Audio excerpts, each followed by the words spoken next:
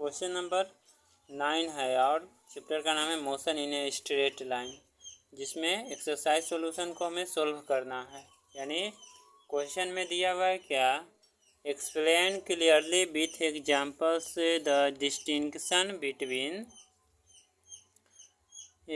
यानी क्या करना है कि एग्जाम्पल के साथ स्पष्ट रूप से हमें एक्सप्लेन करना है। यानी दो मैग्नीट्यूड दिया हुआ है क्वांटिटी उसके बीच का, जिसमें क्वेश्चन में करा है मैग्नीट्यूड ऑफ डिस्प्लेसमेंट, यानी जो डिस्प्लेसमेंट का मैग्नीट्यूड है उसे करा है समटाइम्स कॉल्ड डिस्टेंस। यानी मैग्नीट्यूड ऑफ डिस्प्लेसमेंट है उसे कभी कभी क्या कहा जाता है, डिस्टेंस भी कहा जाता है। तो करा है over an interval of time, यानी एक पूरे समय अंतराल के लिए, and the total length of the path covered by A particle over the same interval.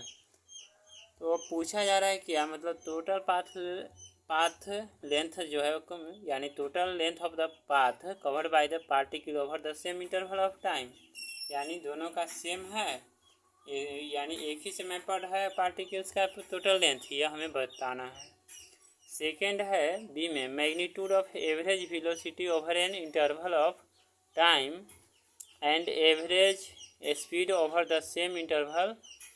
ठीक है, तो क्वेश्चन है यानी सेकेंड में क्या कर रहा है, यानी जो मैग्नीट्यूड है उसका एवरेज वेलोसिटी वह ज़्यादा है किससे, इंटरवल ऑफ टाइम्स यानी से एवरेज स्पीड से, या दोनों सेम ही है, सेम टाइम के लिए सेम ही है, यह पूछ रहा है। फिर average speed of particles over an interval of time is defined as the total path length divided by the time intervals.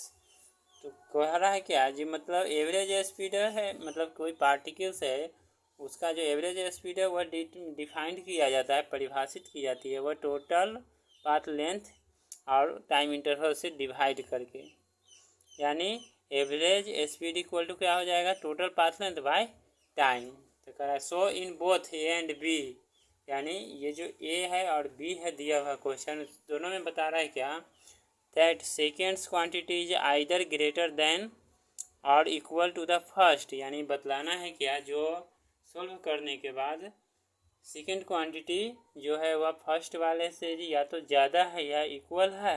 When is the quantity sign true, अगर यह इक्वालिटी है साइन ट्रू, तो for simplicity considers one dimensional motion only. अगर यह जो question दिया हुआ है यह सही है तो वन डायमेंशनल मोशन में ही लेना है।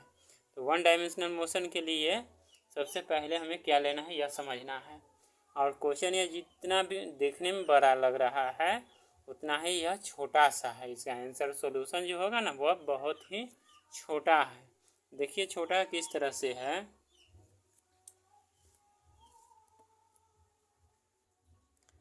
तो छोटा सा जो सॉल्यूशन है वह इस तरह से दिया हुआ है। पहले लिख देंगे वन डायमेंशनल मोशन के लिए सॉल्यूशन में, ठीक है। तो वन डायमेंशनल मोशन में जो है सॉल्यूशन वह हमें किस तरह से लिखना है यह देखना है।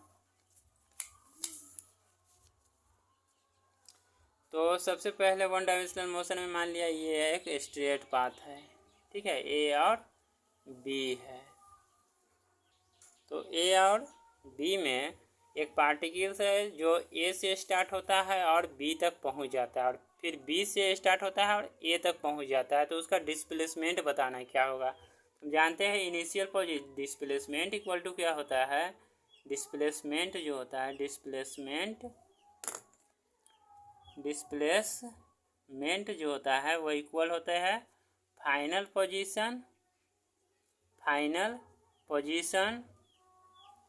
माइनस इनिशियल पोजीशन, है ना। ये तो डिस्प्लेसमेंट इक्वल टू होता है इनिशियल पोजीशन। तो देखिए फाइनल पोजीशन जो पार्टिकल्स गया है वह है ए से बी तक, है ना, यानी स्टार्टिंग हुआ ए से बी और फिर बी से ए तक आया है। तो इस कंडीशन में क्या हो जाएगा, दोनों सेम ही होगा, तो ए बी इक्वल टू, है ना, वह बी ए के इक्वल होंगे। तो यहाँ पर हम लिख सकते हैं ए बी, ठीक है, माइनस बी ए, यानी कहने का मतलब है यह फाइनल पोजीशन पर पहुंचा और फिर बैक रिटर्न आ गया, तो इसका ये डिस्प्लेसमेंट क्या हो जाएगा, जीरो हो जाएगा। अब इसी में हमें यानी ये ए का सॉल्यूशन है। अब इसी में हमें डिस्टेंस निकालना है। क्या निकालना है? डिस्टेंस। तो डिस्टेंस जो निकालेंगे तो ए से बी तक गया तो ए बी पार्टिकल्स, और फिर बी से ए तक आया वो क्या हो जाएगा? B A. यानी टोटल जो हो जाएगा यह A B plus A B यानी 2AB। 2AB कवर्ड किया यानी distance equal to total path of the length. Question में पूछा जा रहा है क्या होगा, तो सेकेंड वाला डिस्टेंस जो होगा वह डिस्प्लेसमेंट से ज़्यादा होगा। तो डिस्टेंस ग्रेटर देन डिस्प्लेसमेंट, क्योंकि डिस्प्लेसमेंट तो 0 आया है। अब है बी में हमें देखना है, ठीक है। तो बी में है एवरेज वेलोसिटी निकालना है, यानी लिख देंगे average velocity. Average velocity equal to क्या होता है? डिस्प्लेसमेंट अपॉन टाइम होता है। डिस्प्लेसमेंट कितना? 0, टाइम t, तो ये क्या हो गया? 0 हो गया। और एवरेज स्पीड निकालेंगे, ठीक है। तो average speed equal to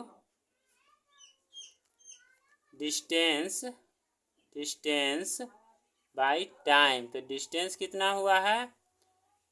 2AB निकला है, देख रहे हैं यहाँ पर 2AB है और टाइम t है ना। तो इस तरह इसमें भी देख रहे हैं एवरेज स्पीड ज़्यादा है एवरेज वेलोसिटी से। Average speed greater than average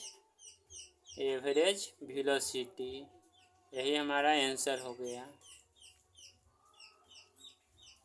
अच्छा, अब क्वेश्चन में ये भी पूछ रहा है इक्वालिटी साइंस बतलाना है, यानी इक्वालिटी या किस कंडीशन में होंगे। तो इक्वालिटी यह तभी होगा, ठीक है, जब सेम मैग्नीट्यूड्स और सेम डायरेक्शन में होंगे तो वह इक्वालिटी होगा। तो इक्वालिटी हमें लिखना है, तो इक्वालिटी लिख देंगे नोट में।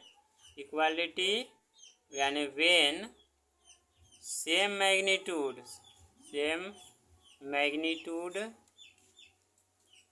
covered by particles in same direction, covered by particle in the same direction, तब हुआ होगा क्या होगा? Same direction, then it is equal, ठीक है, अन्यथा अदरवाइज इक्वल नहीं होगा। तो कितना अच्छा है ये क्वेश्चन, यानी सॉल्यूशन इसका बहुत शॉर्ट में निकल गया, कुछ भी नहीं है। सिर्फ हम ये टॉपिक पढ़ लेते हैं, एवरेज स्पीड, एवरेज वेलोसिटी और डिस्प्लेसमेंट डिस्टेंस के बारे में समझकर motion in one straight line में तो अच्छी तरह हम आंसर दे सकते हैं।